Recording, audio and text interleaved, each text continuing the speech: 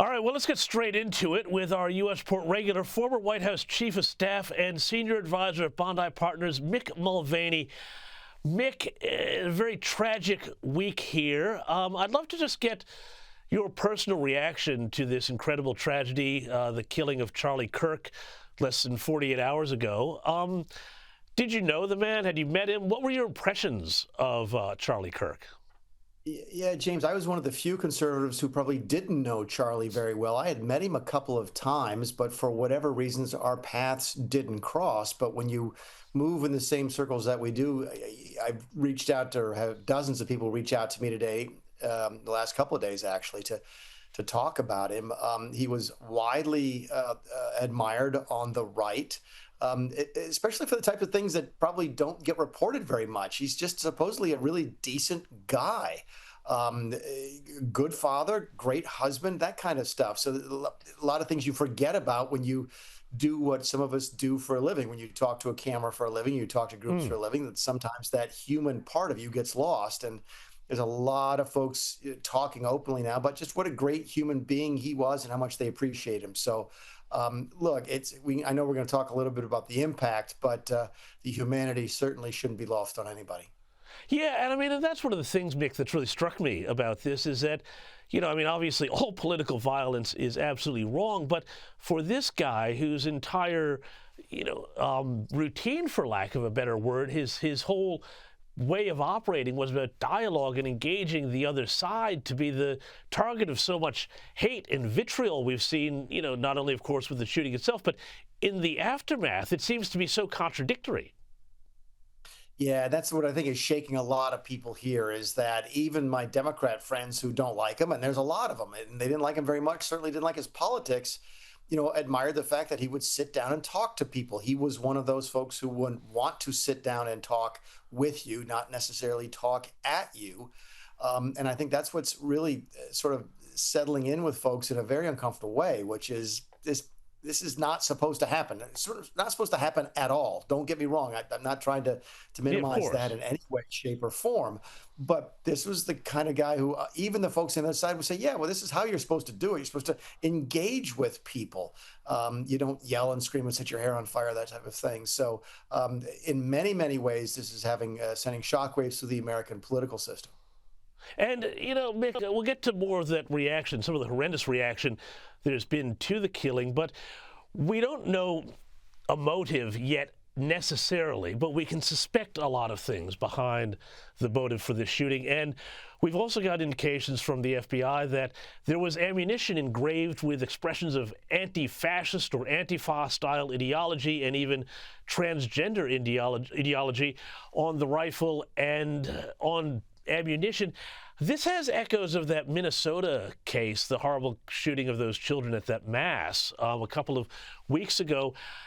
Is this something that people need to be more concerned about? Is there an issue that the FBI is going to be looking at more broadly with Antifa, anti-fascist, and also the political side of the transgender ideology here? Yeah, James, it's almost too early to say. You hate to sort of jump to conclusions. Look what the FBI did. Yes, right after the shooting, the FBI came out and said they had a suspect in custody, and of course, it turns out that they did not.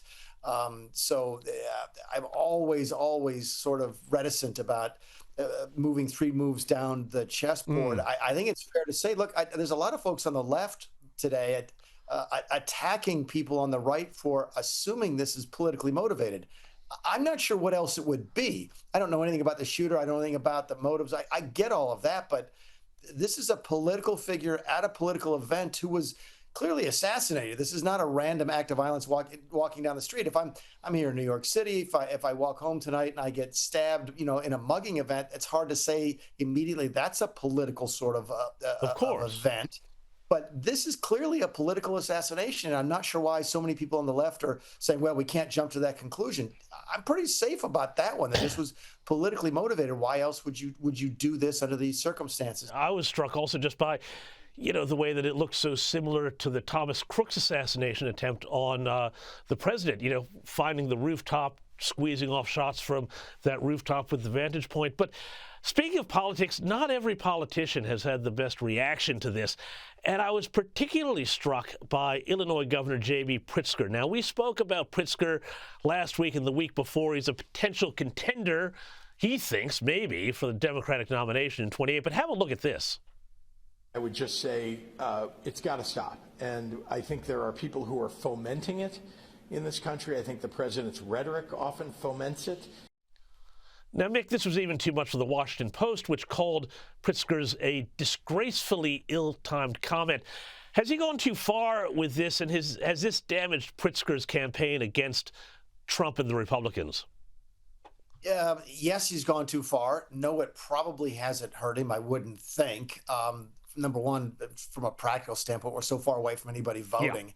I'm not sure they're going to care much about it. But face it, there's going to be some people who quietly to themselves are very happy that this happened. In fact, there's some people on the internet. You can go find them. They're very candid about how they are. Oh, yeah, we've spoken about them. Yeah.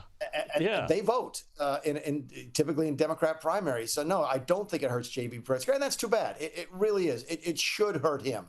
When the Democrat governor of Illinois gets taken down by the Washington Post, then you know he's crossed the line. Yeah. Hey, but I'll tell you what though, Mick, and it's been a really tough couple of days for everybody here. But I spent yesterday with one of my screens just with social media and all the bile pouring across it. But Connecticut young Republicans and young Democrats in Connecticut, I was quite heartened by this story. They've issued a joint statement on social media condemning the killing, saying, "We reject all forms of political violence. There is no place in our country for such acts, regardless of political disagreements." Mick, I'm kind of feeling like there's a little glimmer of hope here. What do you reckon about that? James, thank you for mentioning that, because I saw that same statement myself, and I was like, this is good. This is what you hope that people will respond to, especially the young people. Keep in mind that Charlie Kirk that's where he made his name for himself, was in high schools and colleges, universities, and so forth. And so to have those two young groups, that young GOP, young Democrats, come out and put out a joint statement is very powerful stuff.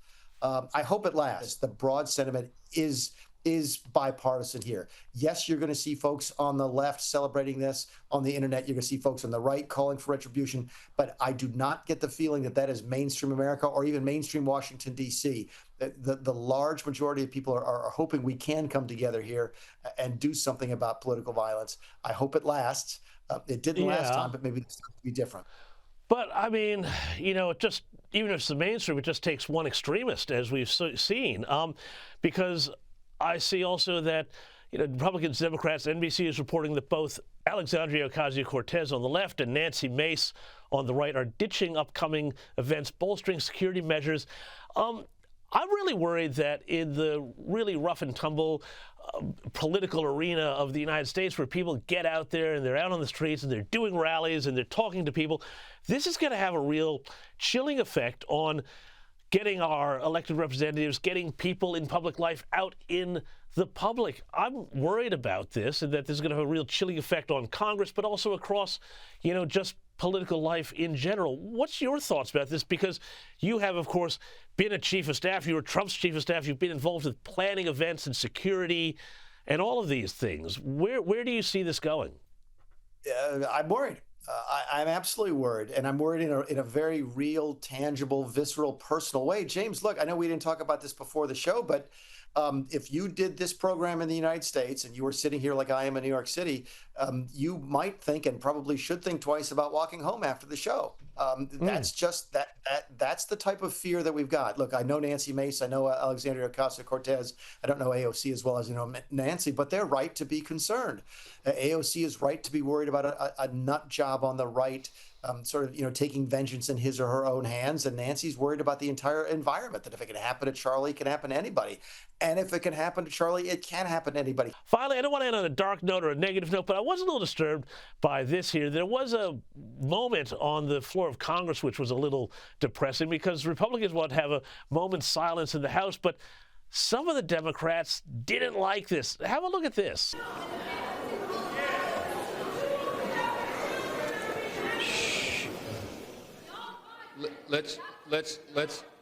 Wait a minute. The House will be in order. Mick, I kind of feel like Congress could learn a few things from those young Democrats and young Republicans in Connecticut. Again, you don't want to end on a dark note. Now, I am very, very enthusiastic and encouraged by what the young Republicans and young Democrats did in Connecticut, but maybe their parents and grandparents should take a couple lessons from them. Look, if you're wondering how long this sort of atmosphere of bipartisan encouragement of civil discourse is going to last, keep an eye on Congress, because if it starts to change, it'll start to change there first.